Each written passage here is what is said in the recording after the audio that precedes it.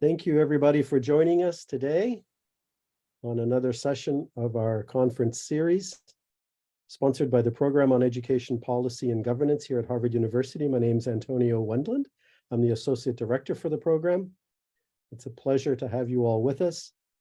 At this time, I'd like to introduce our program's director, Professor Paul Peterson, Henry Lee Shattuck Professor of Government. Thank you, Antonio. Hello, everyone. Thank you for joining us on our weekly sessions, our conference on school boards. The conference poses the question, should school boards run schools? And today we are having a session that breaks this down and looks more specifically at the question, do unions have too much power over school boards? So the broad question is, should school boards be responsible? And today we're going to take a look at the role of employee organizations and employees and their impact on education policy via the school board. Now, we want you all to participate in this event by posing your questions either in chat or preferably in the Q&A, so that Michael Hartney, who is co-moderating this session with me, so that he and I can then draw upon your questions as we bring them to the attention of our panelists. So at this point, I want to introduce Michael Hartney, who presented his own work last time, but is serving as co-moderator today. Michael is a fellow, Hoover Fellow at the Hoover Institution at Stanford University, and also a professor at Boston College in Boston, Massachusetts. So, Michael, without further ado, would you please introduce our panelists? Thank you, Paul. I'm delighted today to be joined by an exceptional panel. John Singleton will lead us off today. John is an assistant professor of economics at Rochester and also an NBER affiliate. He'll give the main presentation. And John will be followed by two commentators. The first, Bradley Marianno, is a professor at the University of Nevada, Las Vegas, and Bradley's written widely on teachers' unions. And finally, we'll hear from Nick Melvoin. Nick is a member of the school board in Los Angeles, elected in 2017, re-elected in 2022, and he's also currently a candidate for Congress in the, I believe it's the 30th Congressional District in California. So John, if you would, take us away today.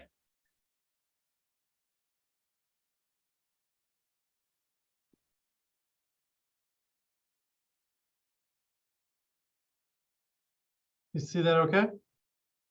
Yes. Yes. Excellent. Great. Well, I'm delighted to be here, delighted to have this opportunity to share my work with all of you. This is joint work with my colleague at Syracuse, Ying Shi, yeah, happy to have this opportunity to share our findings. So, as I don't think will be a surprise to many of you attending this virtual seminar, school boards in the United States are sort of a distinctively local, distinctively democratic institution that are charged with a lot of responsibilities, right? These things include strategic planning, financial oversight, hiring and retaining superintendents and other senior managers of a school district, bargaining with teachers unions, which is going to kind of come into focus today, and in some cases even authorizing charter schools, as in California. But if we think about kind of the academic work on, what's the role of school boards, how effective are school boards, et cetera, in contrast with sort of the large body of knowledge that we've built up about the effectiveness of teachers and the effectiveness of class size or the effectiveness of schools in general, research on school boards has lagged behind. And I think broadly, I think we can point to at least two reasons for that. On the one hand, the data is a limitation. There's no administrative or public data sources that track school board members or their identity or their characteristics over time.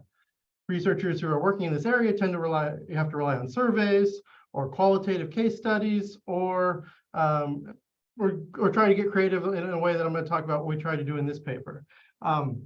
At the same time, there's another issue that, if we want to think about how is the school board's composition or who's on the school board relates to other things going on in the school district, those things are sort of jointly determined, right? In economics, we would use the term endogenous, in that the way who's running for the school board, who gets elected to the school board, is in part potentially a response to other things going on in the school district. So if we want to ask the question, well, how does the school board affect what's going on in schools?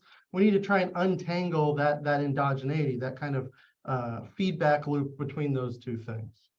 So let me tell you what we do in this paper, faced with what I think are these kind of twin challenges. We're going to study the influence of school boards on local education production. In other words, the production of student learning and inputs into student learning, such as school spending. And to overcome these two challenges, we're going to rely on election records, in particular from California, which has two nice features that facilitate this research. On the one hand, we're going to use election filings from California to construct measures of what the school board looks like over time. And one thing in California is when a candidate files to run for election, they self-identify their occupational background. So we'll see in the data if someone describes their occupational background. As I also say in a moment, we're going to focus on teachers or former educators, but we're going to use that to construct a measure of how the school board looks over time. So that's going to solve that kind of first empirical challenge that I identified on the previous slide. The second thing we're going to do is rely on a unique feature of California's election process to overcome that endogeneity issue I discussed with you earlier. In California, the order that names appear on ballots is random, and the key idea that we're going to leverage is conditional on the number of, let's say, educators in the candidate pool. That's going to create random variation in the number of educators who get elected, because it's going to be interacting with what's called a ballot order effect. And I'll say more about that as we go along.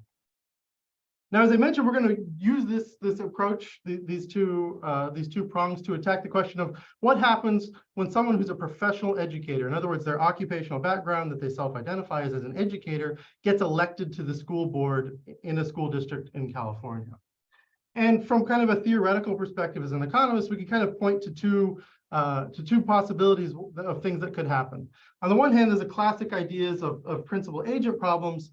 Educators may have human capital. They may have expertise. They may have been in the classroom. They may know where the problems are and what needs to be done. And so this may be an unambiguously good thing. The educator gets on the school board, and they're there to solve those kinds of problems, right? I think that's certainly what we would all hope would be happening.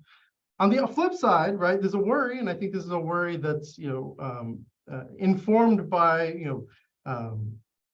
by a lot of prior work on sort of how active teachers unions are in school board elections.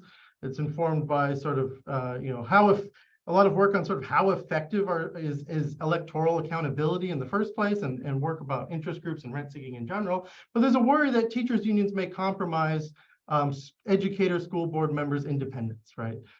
They may feel loyalty to the union as opposed to loyalty to students, and may redirect resources in a way that is to the advantage of teachers and not necessarily, at least, to the advantages of students.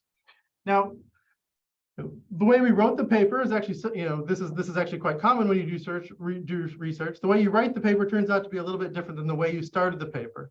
Really, we started the paper with this question about the influence of unions, the question that's before us here as of the conference. We wanted to ask the question, what's the influence of teachers unions on school boards in California? Our way of getting at that was to look at professional educators. We ended up writing the paper with a little bit more of this, on the one hand versus on the other hand, but that was our initial interest. So I think we can come back to that as the discussion goes on, because we're going to have some results here that I think certainly speak to that part of the question, but they're not going to be dispositive necessarily, right? And so we can say more about that as we go. All right, so we're going to be compiling data from a lot of different public sources, and it's a nice feature, I think, of our work that these are all public records. We're going to be relying on election records from California. As I said, this is the California Elections Data Archive, where you see a candidate name, you see the election, you see the seat that they were up for, and their vote counts. And in particular, we're going to focus on this ballot designation, where they're going to be self-identifying their occupational background. And I'll say more about that in a second. And as I said, we're going to use that to construct kind of what the school board looks like over a long period of time. We can then link that to a lot of other data sets. So we've got, public data sets on, the classroom compositions. We've got public data sets on math and reading test scores from California. One item of focus in particular is going to be this salary and benefits schedule from the California Department of Education, called this Form J90, and I'll say more about that in a moment. So what does the ballot designation look like? Here's what an election ballot from California looks like. You can see here's a list of candidates running for school board in Adelanto Elementary School District, and below each candidate is their ballot designation. This is their primary occupation. So what we're going to do in this paper is we're going to scan through these ballot designations, and we're going to flag professional educators, people who self-identify as either a teacher, educator, principal, superintendent, or otherwise a school administrator. As I mentioned on the previous slide, one of the main items we're going to focus on in terms of outcomes are these salary schedules. And I suspect many of you are familiar with what a salary schedule looks like. If you're not, this is an example from, looks like San Mateo Foster City School District in California. But they have this column and row kind of format where the rows correspond to different levels of experience and the columns correspond to different levels of education. And California actually is a great resource. This Form J90 reports this for all school districts in California over time. And so we're going to use that to look at, and this is, I think, what's somewhat distinct about our research relative to others. We're not looking at the salaries actually being paid to teachers. That's one thing we can look at. We're going to look at what the salary schedule says teachers with this level of education and this level of experience are paid in that school district. So there's a distinction there. And I think that's important because this is the thing that the school board is actually bargaining with the teachers union over, right? It's not that, and so it's distinct from sort of the actual salaries being paid out. So we're going to focus in particular on this BA 60 column, because it turns out that that one's one that's commonly reported across all school districts in California, whereas we have a lot of unstructured text for some of the other columns, but I'll show you results for those too.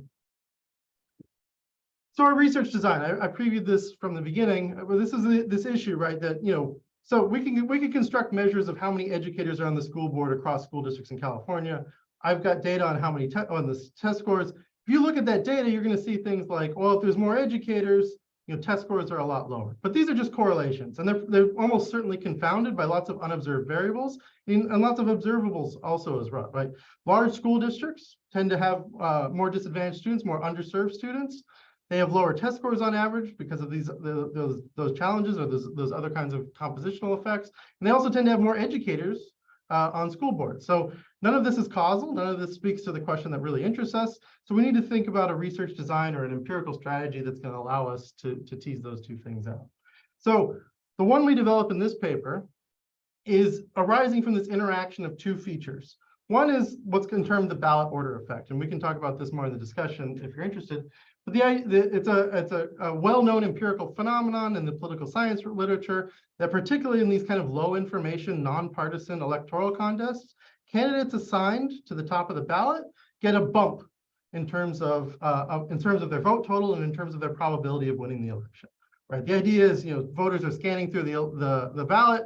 They don't recognize any of the names. They didn't do their research on all the school board candidates, so they pick the first one. Right. So you get kind of a bump there. In California, what's also happening is this randomized ballot order. And so the idea of our research design is we're going to think about occasions when an educator who's running for school board randomly gets bumped to the top of the ballot. That creates random variation in the likelihood that an educator ends up on the school board. And we're going to use that to trace out what happens in that school district later on in terms of teacher salaries, in terms of charter schooling, in terms of test scores, et cetera. So that's the whole research design in a verbal nutshell. If you would like to see the equations, they're here, but I don't want anyone to turn off their Zoom, so I'm gonna advance the slides fairly quickly here. But I just want to highlight that the key idea, which is kind of in this very last equation, is given that let's say there's 3 educators in the candidate pool, and say there's 9 candidates, there's a 1/3 probability that there's a determinate probability that an educator gets assigned to the top. So, and that's kind of the variation that we're going to be using, is we're going to look at when those random events get conveyed on educators. So what I can show you, which is reflected on this slide, is that getting assigned to the top of the ballot increases your probability of winning the election. That's column 1. That's about a 10 percentage point increase in the probability you win an election. And in column 2, what I'm showing is if that top of the ballot advantage is conveyed on an educator, that increases the share of educators on the school board by about 14 points. So if you wanted to increase, go from no educators to one educator, it'd be you'd multiply that times 7 essentially. So all the effects I'm going to show you from here on, they're going to be in terms of graphs. And if you want to kind of convert those into what is the effect of an additional educator, you essentially multiply the point estimates by 7, because that would be equivalent, converting the intent to treat to a treatment effect. So column 2 is again showing you top of the ballot educator. You get more educators on the school board, you get a higher share of educators. All right, so here's one of our first results. This is looking at the charter school share. And you can see we've done this design, so we're estimating that effect up to 4 years prior to that person getting elected to the school board. And then we see their election, and we follow that, past potentially when that individual is on the school board. So there's some dynamics here, right? Most school board members serve a term of 4 years. Maybe they are reelected, maybe they move on. We're estimating effects, in year 5 and year 6. What you can see here for the charter school shares, that's declining post-election. In other words, it's declining once that educator is assigned to the top of the ballot, and they're more likely to get elected to the school board. In terms of the effect size, this is about a 2.5 to a 3 percentage point reduction in the charter school share relative to a school district where an educator was not assigned to the top of the ballot. So that's the way to think about that, right? The counterfactual here is another school district where the educator didn't get that top of the ballot advantage. Here's in terms of the number of charter schools. This works out to an average, at that four year plus, to about 1 fewer charter school in a district where you had an additional educator, as opposed to in a district where you didn't have that additional educator on the school board. And here we are looking at teacher salaries. This is log teacher salaries for, again, that BA plus 60 education credits column. And you can see again, looking kind of year 4 plus, we're talking about a 2 to 3% increase in teacher salaries in that school district that has that additional educator on the board, as compared to that school district that did not have that additional educator on the school board. We do this across all those experience levels and across all the education levels that we kind of hand code. So you can see I've got BA 30, BA 45, BA 60, et cetera. So these are all those different combinations that show up on the salary schedules. And I think the really striking result here is this seems to be just across the board increases in teacher salaries. One thing we were really looking for is, is it that they're sort of increasing teacher salaries more for more experienced teachers, or is there more of a premium to higher education levels? And we didn't really see that. What we see is pretty much a kind of just an across the board 2-3% increase in teacher salaries that seems to be associated with that election of an additional educator school board member. This shows up in certified salaries, which is the expenditure category in which teacher salaries fall. And it looks like this tends to be coming out of capital outlays. We've also got some evidence suggesting it's coming out of services spending. Of course, in California, it's of course difficult for districts to sort of raise revenues, right? So it sort of has to be coming from somewhere, and it looks like anywhere it's coming from capital. We then, of course, also look at student test scores, and what I'll show you here, these effects are noisy. I think that's the main takeaway here. You can see, like prior to the election, that -3, -2, -1, things are really kind of bouncing around, and they don't really stabilize post-election. It's a little bit more suggestive of some effects when we look at reading scores. And in the paper, we look in particular at elementary school level reading scores, and there's maybe some suggestive evidence of negative effects there. But I think overall, I think you want to think of these effects as being imprecise. Now, that said, the second bullet point I do want to highlight, even though these effects are imprecise, they do rule out like large positive impacts on test scores, right? We can say that the election of an additional educator is not leading to a pretty big increase in student learning. But we can't say that that we've got evidence of negative increases. I should say, I'm showing you a selection of results. There's a lot of other results in the paper, things related to sort of teacher benefits in particular that we don't find effects on. So let me sum up just by reconnecting this back to teachers unions, back to kind of the discussion at whole. I think our pattern of results are broadly consistent with this kind of thinking hypothesis, right? We're seeing this educator elected to the school board. We're seeing teacher salaries go up. We're seeing unclear effects on performance. And that's consistent with a lot of the prior literature on the effects of unionization on education. Also, our charter enrollment effects, which are novel kind of to the literature, are consistent with a lot of union actions in California, right? And so I've just flagged a headline here from the LA Times about the LA Teachers Union trying to replace the charter authorizing law so that they would have more power over charter school authorization. One other way we look at this, though, is just with survey data. We look at a survey from several years ago conducted by Jason Grissom, and which asked people what their education what their professional background was and whether they were endorsed by a teachers union. And what you can see here is sort of one of the underlying assumptions of our approach is, that the educators are more likely to be teacher or union aligned is true in that survey data. You can see about an 11-point gap or increase in the percent of educators relative to non-educators who are endorsed by teachers unions, which is again suggesting that when these educators are getting elected to the school board, part of what is happening, part of what's happening is that they're shifting collective bargaining in a way that's favorably predisposed to the teachers union's interests. So these are some of the findings we take away. I think, as I said, we think this suggests that school boards are a causal channel for union influence. And I think that's kind of where we see this work fitting. Is there's been some earlier work suggesting that school boards are kind of the site where a lot of the union influence on local education is taking place.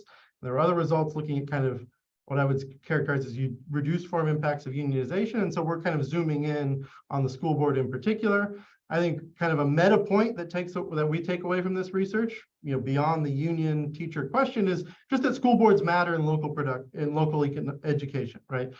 The composition of the school board does matter in terms of how these inputs and how these outcomes change. And so I think that's an important finding just kind of for work in the economics of education and education policy work moving forward, somewhat distinct from the unionization question. So let me cede my time. Eager to have conversations and feedback and conversation. Thank you. All right. Well, thank you, John. Bradley? Thanks, John. Appreciate the presentation. I'm glad to be here. As a kid that went to California high schools and elementary, I went to elementary, middle, high school in California. Love to see California work. My dad was a public school teacher. In 6th grade, they walked out of the classroom. I got to walk the picket line with them. And so I've always been interested in this question of union influence, particularly in the state of California.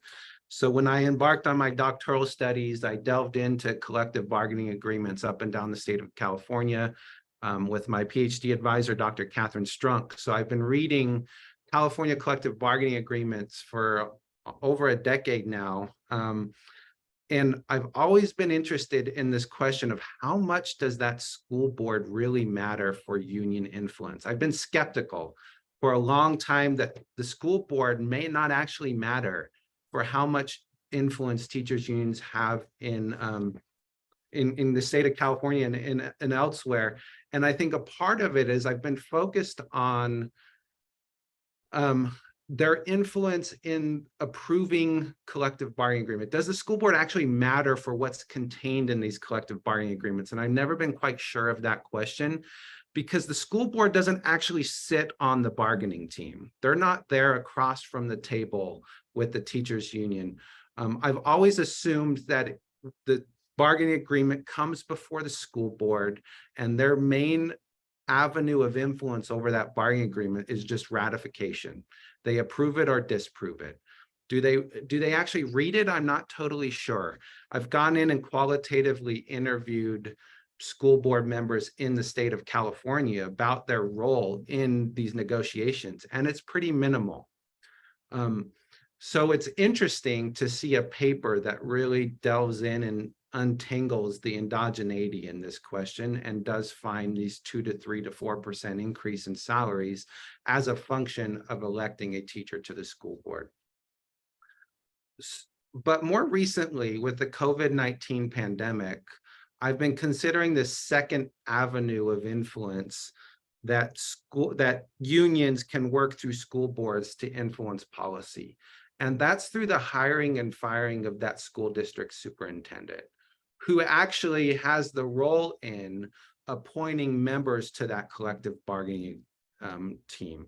And so as I've considered that role more, that's where I actually think these effects might be working through, is that school board member has massive influence over that superintendent, and I think less so over the actual collective bargaining negotiations.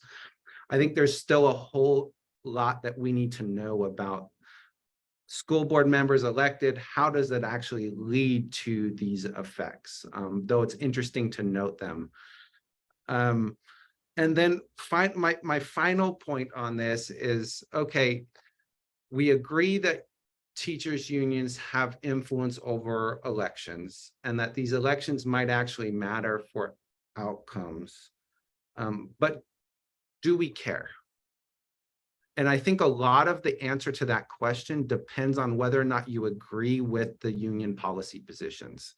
If you agree with them, then you're like, yeah, this is actually a good thing. If you don't, then you're probably horrified. And I think there's also, we can think about regional variation in these union policy positions. The union policy positions in, for example, Clark County School District look very different than the policy positions that we've seen taken in Oakland schools lately. So whether or not this actually matters to you probably depends on whether or not you agree with the actual union policy positions. And then the final question I want to raise that we can potentially discuss about, even if we do care, what can be done about this? Is this do we need to restrict union power in school districts? I actually have some other ideas based on some of the work Jeff Hennig has done about perhaps there's some mechanism of competition that begins to arise in these local spaces. We've seen that actually with parent groups organizing their own unions to try to create more competition for voice in these local board meetings. So I think there's a potential to also explore, you know, we do care, what can actually be done about unions having too much influence in school boards. So I'm interested to hear Nick's thoughts on this now too, as a school board member in Los Angeles, where there's been a whole lot of union contention there around school board membership. Great. Well, thank you, Bradley. So we'll turn things over to Nick now. Nick? Yeah, thanks everyone. It's a pleasure to be here, and it's fascinating, kind of in the fishbowl, like hearing you all describe my daily life more esoterically and academically. You know, I'll say, so my career after college, where I was actually in Professor Peterson's class on the politics of education reform, I became a teacher, a union teacher in LA. And I had the misfortune of starting to teach in 2008. And so in February of 2009, you know, I got a layoff notice. And I went to the school board. I didn't know that we had a school board. I kind of assumed, you know, maybe naively, but I think most people in LA actually still think that the mayor controls the schools. And I went to a school board meeting to advocate to keep teacher jobs. And I had 3 minutes of public comment, which at the time I thought was not nearly enough. Now on the other side of the dais, I'm like, it's way too long. And I started advocating for teachers, and I was getting heckled by these people in red shirts behind me. And I was like, oh, it's the Republicans. You know, why are they heckling at me for trying to save teacher jobs? And it was the union leadership. And when I walked out, they really scolded me for having the audacity to challenge the hierarchy of seniority-based layoffs of LIFO. And I tell that story for a few reasons. One, because the power of unions like hit me, you know, like a ton of bricks right at the beginning of my career. But also I thought it was weird that the union was not advocating for me as a teacher, which is one of the challenges that I've had with teacher unions. So just a few responses, and then eager to get into discussion. You know, one, I think the short answer to the question of the panel today, do unions have too much influence? Yes, I think. And to Bradley's point, it doesn't mean that the answer is get rid of unions. I don't think that's actually the answer, but I think the answer is yes. And it's interesting in John's research seeing the correlation between ballot designations, because when I started running for office, and we see this a lot with school board members, if you can get that public school teacher ballot designation, it's golden. And we have people, and well, I even encourage candidates now to go like, can you substitute teach? Like, do you have your credential? Can you teach one class so that you can legally say you're a teacher or an educator? because it's just in the crowded field and in the low information electorate. So it's nice seeing the research, because it's definitely what we are telling candidates, like, go, go guest lecture and call yourself an educator and let someone challenge you. But, I think what I have seen, so let me start with the outsized influence. I've seen it in everything from what's happening in negotiation sessions, like Bradley was saying, to ratification of contracts, to the hiring of superintendents. And, I think when I ask folks, even well-informed folks, who do you think is the biggest spender in politics in Sacramento? They'll usually say something like big oil, big tobacco, big pharma, big tech. You combine all those and they are dwarfed by the teachers union.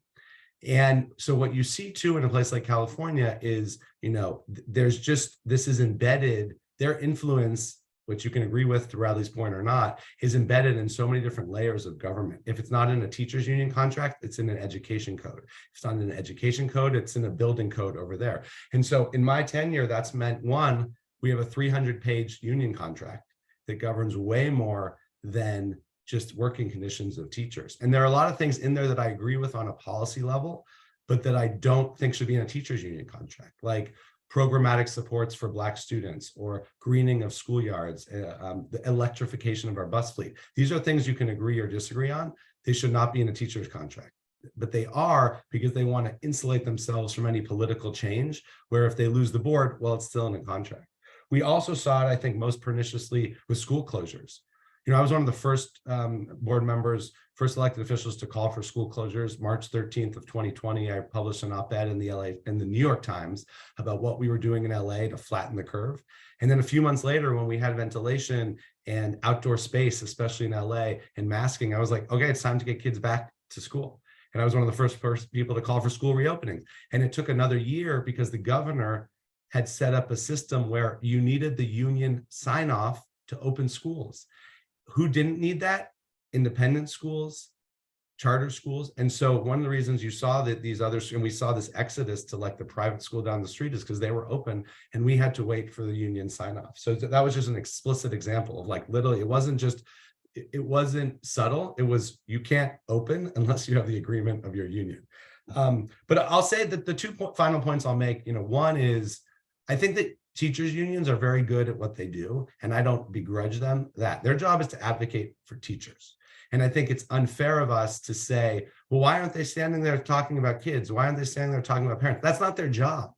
And so I think, when I look at the solution to the outsized influence of unions, it's actually just creating more opportunities for other stakeholders at the table. If they're there, and yes, and there are a lot of teachers union, and particularly teachers individually, who are obviously advocating for kids and families, but that is not their job. And just like a corporation's fiduciary responsibility is to shareholders, a teachers union's responsibility is to their members. So when we're talking about school closures, it's okay for them just to think about the health and safety of teachers, but someone else, I think an elected school board, needs to think about the health and safety of kids and parents.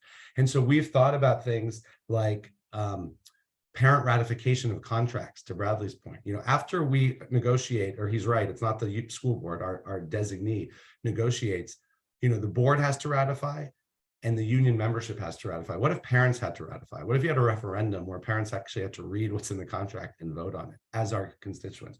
What if you had parents at the table? I've often said, and I not always at the negotiation table, but I'm at, some of these discussions, if parents were sitting at the table, we'd have a different conversation, because some of the things that they're talking about, parents would be like, wait, what? You're negotiating whether the principal can have their own bathroom, as opposed to looking at outcomes for my kids. So there are some strategies we think about that is not to reduce, that is not aimed at diminishing the teachers union, but just bringing more stakeholders at the table. That's another reason why there are organizations politically. California, we have one called Govern for California. There are others that are looking at how do you start raising political donations for school boards and school board members so that you have some parity in who's getting elected. And then the final thing I'll say is that, my challenge with teachers unions, going back to that opening story, is, while I say they're really good at their job, I actually don't think they're the best right now at advocating for new teachers. When we think about the backfilled nature of compensation, for example, the job market has changed. And so someone not graduating from Harvard and saying, well, it's okay that I can barely afford to live in LA right now, but in 30 years, I'll retire with lifetime benefits and a pension. They want money in their pocket now. And so I'd like to see teachers unions advocating more actually for recruitment and retention. I think some of that exchange is going to be the accountability. But so even though I say they're really good at advocating for teachers, my one caveat to that point is I actually don't think they're that great advocating for young teachers. And that was true in my experience when they were still holding on to seniority and LIFO, which they do. But also when we see the shortages in high need subjects, or we see people saying like, I don't know that I want to go and be a cog in a machine and not have autonomy over my own classroom. I think that the unions need to adapt internally. So those are some of my thoughts, but appreciate the opportunity to share them and look forward to the discussion. Well, thank you very much, all of you, for that opening set of remarks. Let me raise a question that's been burning in the back of my mind ever since John Singleton mentioned it, and that is, how is it that you can pay teachers more money when you don't have any more money? I think the money is set by the state of California mostly, right? It's 90% of the money that school districts have is coming from the state. And then the money that's coming from local resources is determined by a property tax that is pretty much set by Proposition 14 in California, as I understand it, and can only go up by a certain amount a year. So how can a union actually get more money for teachers if they can get an educator on the school board? Exactly how does that work? Yeah, at least what we see in the data is that there's a reduction in spending going to capital outlays and to services. And I think services is a really broad category, so I'm not exactly sure what would fall into all of those things, but I think that's where it's coming from. Yeah, you're right that the overall total is not changing. Well, just to follow up on that, maybe that's a great thing, get an educator on the board and say, let's use the money to pay teachers instead of for all of this riffraff and all this stuff that goes on in schools that can be just a distraction. Like teacher preparation consultants. Just great to take some money away from teacher education consultants and give it directly to the teachers instead. I don't know, Nick, do you have any views on that? Yeah, I mean, I would say there are two ways I would respond. One is I do think that unions, but also others, advocate for boards to make financially irresponsible decisions when it comes to salaries. So, for example, using one-time funds for ongoing salary increases, which a lot of districts are getting pressure to do right now because of COVID, ESSER federal dollars. So, you're getting this huge infusion of cash. For us, it's been billions of dollars. And then we're being told, hire more teachers, hire more counselors, reduce class size, right? Because that's another big strategy we hear from unions. And I'd be curious in John's research if they saw anything about class size reduction, because, well, that's something that I know parents want. It's a very expensive intervention strategy because it requires hiring more people. But doing that with one-time money, or just saying, I've heard a lot in my tenure, like that's next year's problem, like, oh, as long as we can pay our bills this year, that's next year's problem. So I think there have been financially irresponsible decisions. I think that's also one of the reasons why the charter school thing has become so relevant, is because I think unions have seen kids leaving the district, and that's dollars leaving the district. And so they think, I think somewhat naively in terms of how this effect would be reversed, but like if we stop charters, we have more money, and then the more money can go to teachers. But what I'll say is I actually think there are responsible ways that you can pay teachers more, as I think we should, that don't break the bank. One of them, Paul, as you said, is reduction of the superfluous stuff. So every year I've been on the board, we've cut the central office. We've cut all these administrators, bureaucrats, mid-level bureaucrats, the coaches, the number of positions that just are there. But we've also tried to look at the average compensation, which includes pensions and healthcare, and think about changing it so that we can put more money in salaries and less money in pensions and healthcare, which is also a way to recruit teachers. And actually, we've been doing some innovative things like building housing, or actually more accurately, leasing our land to others to build housing for employees as a recruitment and retention strategy. So we're trying to be creative about it.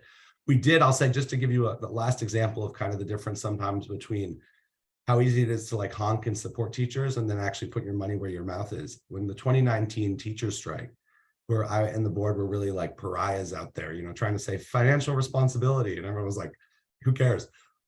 We agreed to a salary increase that we could afford, but it was going to take a while. And we've decided to capitalize on that momentum and go out for a referendum right away to try to raise money a few months later to have folks increase their property taxes marginally to get a few $100 million a year for teacher salaries. We needed 66% for this referendum, and we didn't even get 50%. So, you have January of 2019 when everyone is supporting, all the celebrities, all the parents, everyone's supporting the teachers. Then a few months later when we say, okay, great, tax yourself a little bit to give the teachers what they want. And we're about 45% of the electorate said yes. I want to pick up on something that Bradley said, which was that look, we can read John's paper. On the one hand, if you think that the policies unions are advocating for is good, then you say, we should elect more educators to school boards, more union endorsed candidates. If you don't think it's good, if you think more charter schools are the right way to go, then you can read the results the opposite way. So I really want to ask, I think all of the panelists, should we not, if we're trying to answer the question, do unions have too much power over school boards, hone in more on the question of pluralism? And I think that's kind of something that Nick brought up in his comments. And so the question would be, ought we to pay attention maybe to ways in which teachers' unions' power in school board elections shifts policymaking in a way that goes away from the average voter or the average parent? Maybe in some districts, they're amplifying what the public would want, but in other districts, perhaps they're doing the opposite. Do folks have any thoughts on that? Yeah, this is something that I've considered, particularly, Terry Moe's argument about the influence of unions is partly founded on the empirically documented effect that, look, these are low turnout elections. And so because unions are the exclusive representative of teachers, they automatically have an advantage to be able to organize educators to come out in these low turnout affairs and influence elections. But I think we've seen a move in recent years through the COVID-19 pandemic of parents trying to find ways to overcome that organization disadvantage that they have. You got parents representing different communities with different viewpoints. And so they don't have the same organization, the same exclusive representation to organize. But if they did, if they could, I think that all of a sudden brings a competition level into school board meetings and into these discussions that didn't previously exist. And that will somewhat lessen union power. I think this is a better way than to just step in and say, we got to somehow restrict union access or influence. Instead, we've got to find other ways to bring different voices so that all voices are heard, and we're not just relying on the organization that automatically has the organizational advantage to bring their voice into the conversations. I would just say too that I think one of the challenges is that, so our board is 7 members and they're staggered in terms of every 2 years, 3 people or 4 people are up. And one of the challenges, even if it flips, is that from a strategic planning standpoint, from a moving, priorities forward for kids, it's very difficult when you're just ping-ponging back and forth. And I think you see that in schools, you see that in school leadership, you see that with the short tenure of superintendents around the country.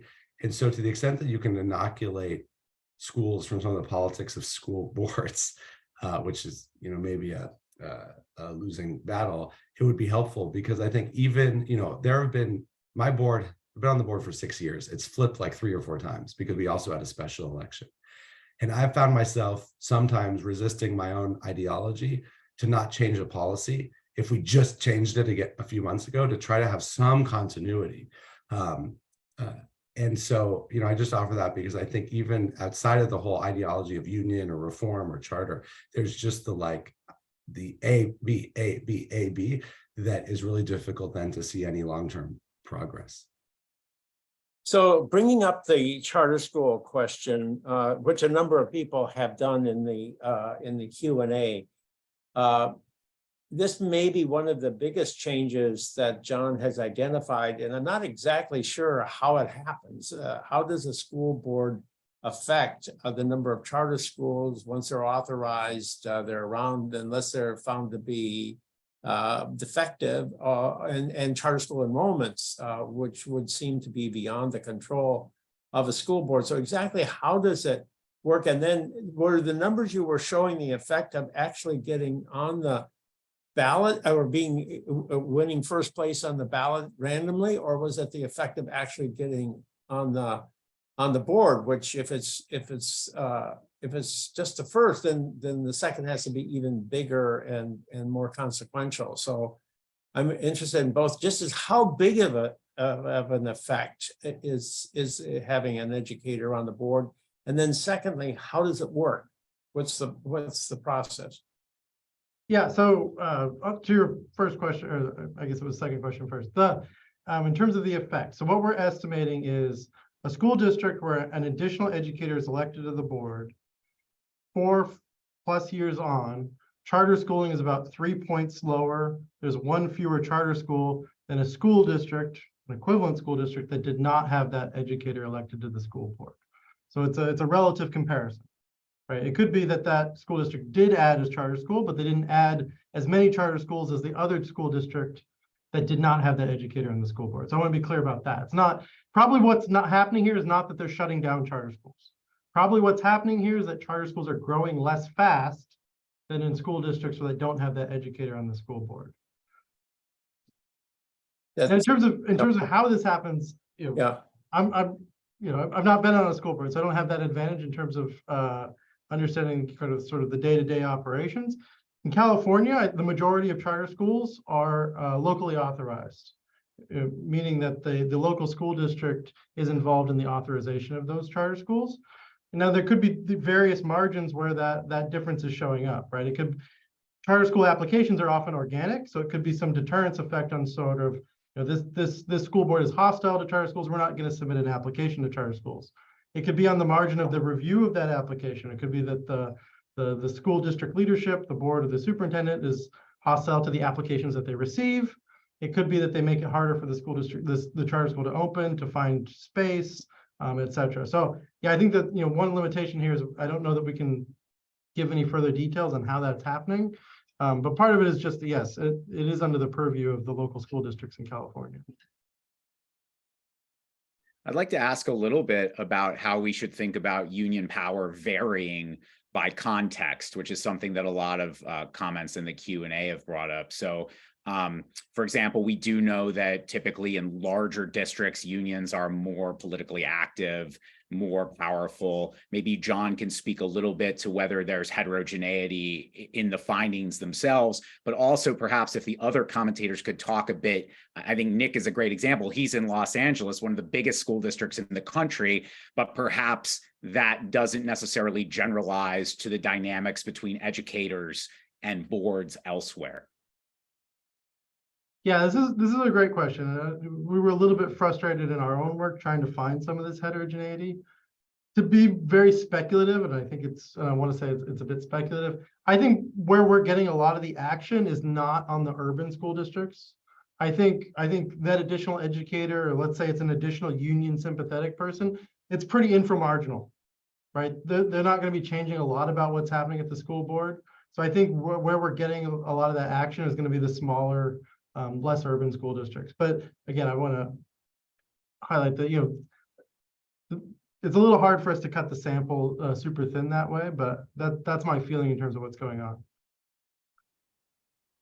Yeah, I mean, I'll just chime in and say, one, I think John's absolutely right in terms of the mechanism, as I've seen on my time, how this is on the charter school question, discouraging and disincentivizing people to submit applications, making it harder to find space or kicking people out of their space through what we have in California is the Prop 39 process, which is the co-location process. And then staff too. I mean, I think one of the things, this goes a little bit to Bradley's earlier point about who's at the table, but staff feels the change of the board. So even without any explicit directive, if they think, oh, the board is now 4-3 anti-charter, they're going to, death by 1,000 cuts. They're going to make it more difficult for charter operators because they think that that's how they're going to keep their jobs, and the incentives for the bureaucracy are just basically that, to keep their jobs. I think that the influence of unions, I'll just give you one example. The Los Angeles Democratic Party, their headquarters, they meet every month in the teachers union building, right? I mean, it's like literally that intertwined. There's not a big enough hall for the Democratic membership to meet, and so they meet at the teachers union building. So when I first ran as a lifelong Democrat who worked in the Obama White House, I didn't even get an interview for the Democratic Party because of the union's influence. So I'll say just one thing that we're seeing unions here do, and also in Oakland, and I think has been a template for unions, is what they're now calling bargaining in the public good. And what I think too, just because if you're not seeing it in your district, you will, I think unions have been effective in realizing that, just talking about things like no charter schools, higher salaries, not opening during COVID, not talking at all about student achievement outcomes is not popular with parents. But there are some things that are popular with parents, like school greening, play space, electrification, climate, gun violence prevention, all these things that are important. And so they're talking about that as a way to coalesce support. And then at the table, yes, they have all that, but like I said earlier, they want it in the contract so they can have power.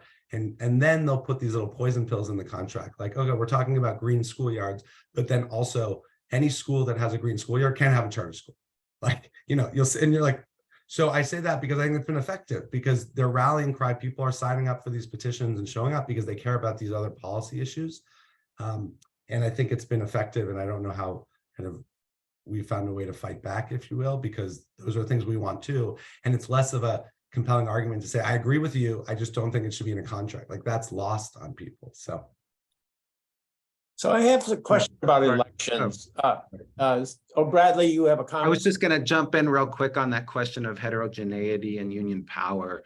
When we've measured this through collective bargaining agreement strength, meaning how coding these agreements and how strong is that contract relative to the benefits it's providing to teachers. The strongest unions in California are not UTLA, it's not Oakland, it's not Sacramento. Those unions get outside media attention because there's so much conflict there. But the strongest unions in the state are not having that type of conflict because they're typically getting whatever they want in their contracts. And so they tend to be suburbs of LA and suburbs of San Francisco Bay Area. The strongest contract in the state has been Mount Diablo Unified for years. No one hears about Mount Diablo Unified because there's no conflict there.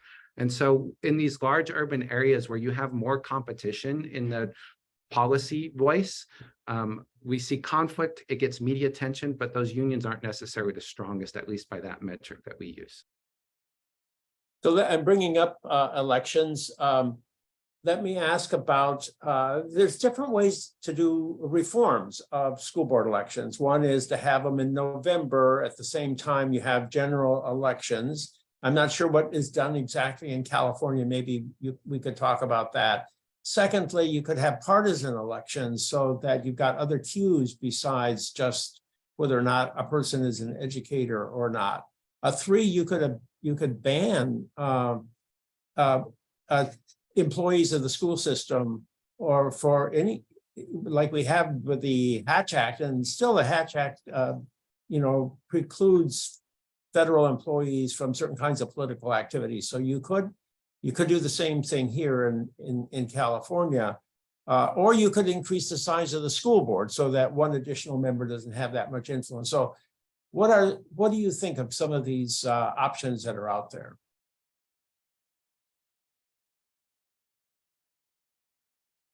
I mean, John, go ahead. No, I was just going to say this should be a question for the political scientists, not the economists in the room. Well, Paul, I'll just say, so I think one, the timing of elections is a double-edged sword. I've actually been on both sides of it. My first election was an off-cycle election, and then we moved to November elections for school boards. And I would say the downside of the off-cycle is you obviously had low turnout. The upside is that people who went in to vote knew who they're voting for. The challenge, the upside of the November election is you have higher turnout, but it makes these other indicia like your ballot title, like your party, so much more powerful because the ballot is huge. And in places like California where we vote for judges too. So I think that you'd actually see and as we move to November, which we've done one cycle here, I think John's research will be more pronounced because you'll see that people don't have time to look at the whole thing. So educator. I think on the partisan thing, I think, in California, we're kind of a one-party state. I do worry with some of the zeitgeist right now around social issues pervading schools that the partisan indicator on a ballot, you'll get more, people talking about things like CRT and as opposed to actual student achievement. I think that the Hatch Act is an interesting one. It's actually gone the other way here, where California passed a law that school board members and local officials can't vote on things if they've gotten donations from charter schools or vendors. But who was exempt from this law? Unions. So if a board member gets millions of dollars from a union, they can vote on the union contract. But if I get $250 from a charter school operator, I can't vote on their charter. And then I actually think one interesting place to look on the size will be Chicago. They're moving to a 21-member elected school board, which seems crazy. And then the final thing you could do potentially is more public financing of elections. Our city council in LA gets matching funds. Our school board does not. And we've looked at would that help level the playing field in terms of who could compete? So just some thoughts. Anybody else? Bradley, you have reforms to propose? Like a typical professor, no, I don't have reforms to propose. It's a challenging question. I think Nick's points were insightful. I can see it different ways. My main thought has been, how do we incentivize more? And I think this gets to what you're saying, Paul. How do we incentivize more participation in these low turnout affairs? Because more participation, I think, lessens the strength of union voice. But I don't have any great ideas. I see some of my political science friends as attendees. I wish I could turn on their mics because I'm sure they have some ideas. I mean, it seems like one thing that could be on the table would be to professionalize school board office more. A lot of school board members are paid very little, if at all. You could imagine an alternative system where school board members are actually paid, and that's sort of a profession and not just a stepping stone to other higher office. And there's some evidence, not from school boards, but from other settings, but this increases the quality of candidates for office, is essentially raising, I'm the economist, raising the wages for office. John, your point actually makes for a good extended question here, which is when we think about the incentives surrounding school board members, we think about someone like Nick, who now is seeking higher office. And I said earlier, LA Unified is not sort of typical as school districts go. And then also earlier, the point was brought up about, well, what is the mechanism of union power? I think we can assume maybe that school board members aren't like Mayhew's congressional candidate that are trying to hold on to that U.S. Senate seat because it is so valuable. Instead, they're serving for other reasons. And in fact, the point was made that the superintendent or the bargaining representative is really the one getting into the room with the teachers union. If that's the case, and it's not so much the sort of electoral clout, how much do we think that it's the threat of a strike? I mean, in the news right now, we just came out of a strike in Oakland. We had one in Los Angeles earlier among non-teaching staff.